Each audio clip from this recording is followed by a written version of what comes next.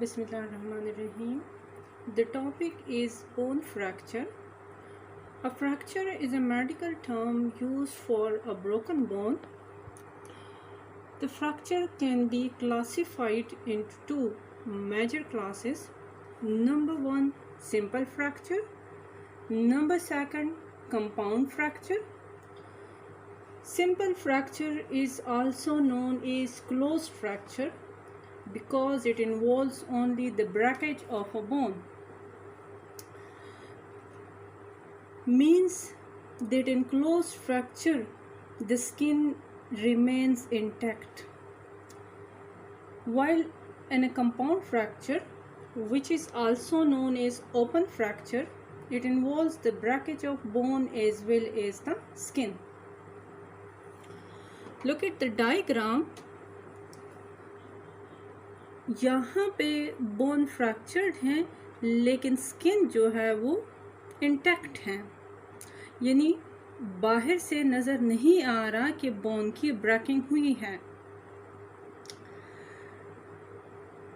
Second में देखें आप लोग, यहाँ पे बोन की ब्रेकिंग हुई है और जो ब्रोकन बोन है वो penetrated out of the skin, यानी स्किन यहाँ पे पट गई है और बोन उसमें से नज़र आ रहा है कि बोन की ब्रेकिंग हुई है। रिपेयरिंग, हमारे पास बोन्स की रिपेयरिंग जो होती है, यानी डिफरेंट टाइमिंग्स हैं हीलिंग के, यानी simple fracture the healing time is 6 to 8 weeks for small or medium sized bones in young adults, but it is much longer for large weight bearing bones and for bones of elderly people because of their poorer circulation. Repair in a simple fracture involves four major stages. Number one, hematoma formation. Number second, fibrocartilaginous callus formation. Number third, bony callus formation. Number fourth, bone remodeling. Number one is hematoma formation. So what is hematoma? Hematoma is a mass of clotted blood. Look at the diagram. When a bone breaks, blood vessels in the bone and perhaps in surrounding tissues are torn and hemorrhage occur. यानी जब bone की breaking हो जाती है तो bone के अंदर जो ब्लड वेसल्स होते हैं और जो सराउंडिंग टिश्यूज़ के अंदर ब्लड वेसल्स होते हैं तो वो पट जाते हैं।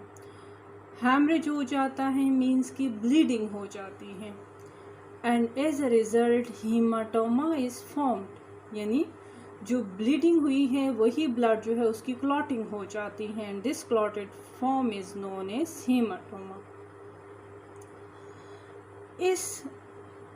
ये जो ब्रोकन एरिया है बोन का, यहाँ पे बोन सेल्स जो होते हैं वो भी डाई कर जाते हैं क्योंकि ब्लड वेसल्स पट गए हैं, न्यूट्रिएंट्स प्रोवाइड नहीं हो रहे हैं, तो उस वजह से बोन सेल्स की डेथ हो जाती है।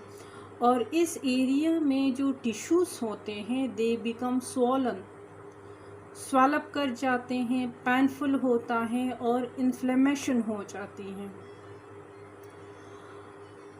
अगर आपने कभी नोटिस किया हो जब बोन किसी का ब्रेकअप कर जाता है, या अनफॉर्चुनेटली अगर आपका ख़ुद का एक्सपीरियंस हो, तो वो जगह जो है वो रेड हो जाती है, स्वेलअप कर जाती है और पेन होता है। This is inflammation.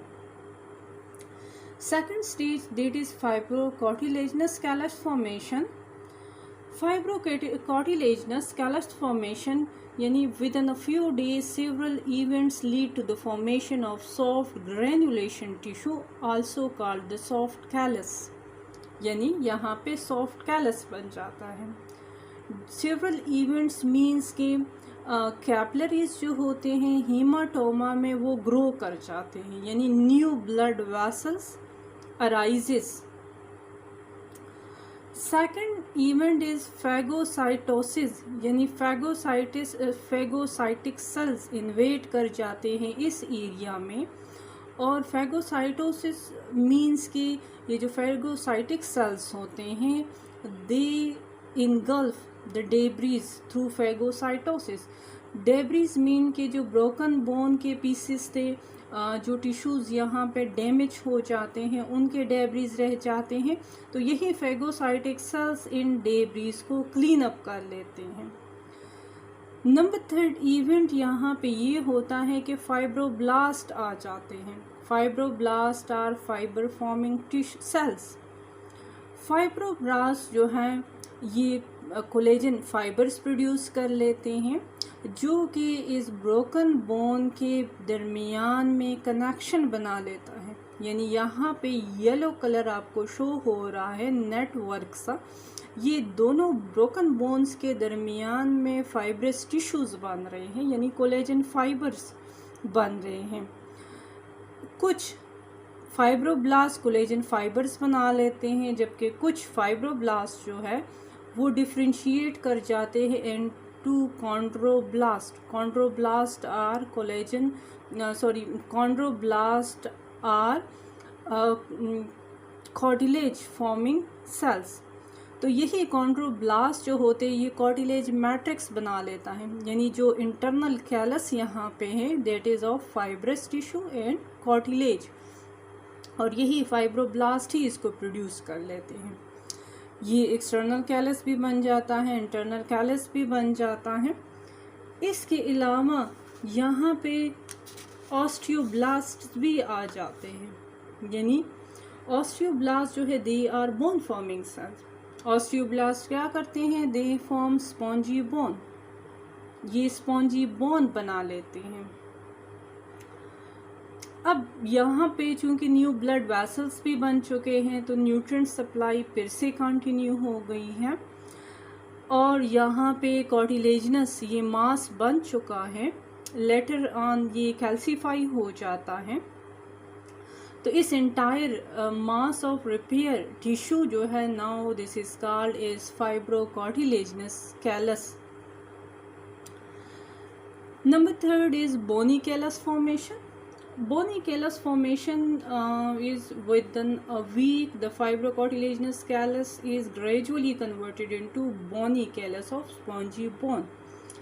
यानी यहाँ पे अब ये जो स्पॉन्जी बोन था वो बोनी कैलस में कन्वर्ट होना शुरू हो जाता है, मीन्स की कैल्सिफिकेशन इसकी स्टार्ट हो जाती है। बोनी कैलस ऑफ स्पॉन्जी बोन की कैल्सिफिकेशन स्टार्ट हो जाती है, ये बोन जो है ये एरिया जो है ये हार्ड होना स्टार्ट हो जाता है, और तकरीबन 2 मंथ्स तक ये कंटिन्यू रहता है। आफ्टर 2 मंथ्स जो है that is number 4 stage bone remodelling, और बोन रीमॉडलिंग जो है इसमें कॉम्पैक्ट बोन बन जाता है, उसकी रिकंस्ट्रक्शन हो जाती है, और बिल्कुल फाइनल स्ट्रक्चर जो है रीमॉडल बोन का that resembles that of the original unbroken bony region, यानी बिल्कुल जो अनब्रोकन बोनी रीजन था ओरिजिनल फॉर्म में बिल्कुल उसी फॉर्म में ये आ जाता है। तो that were the 4 stages to repair a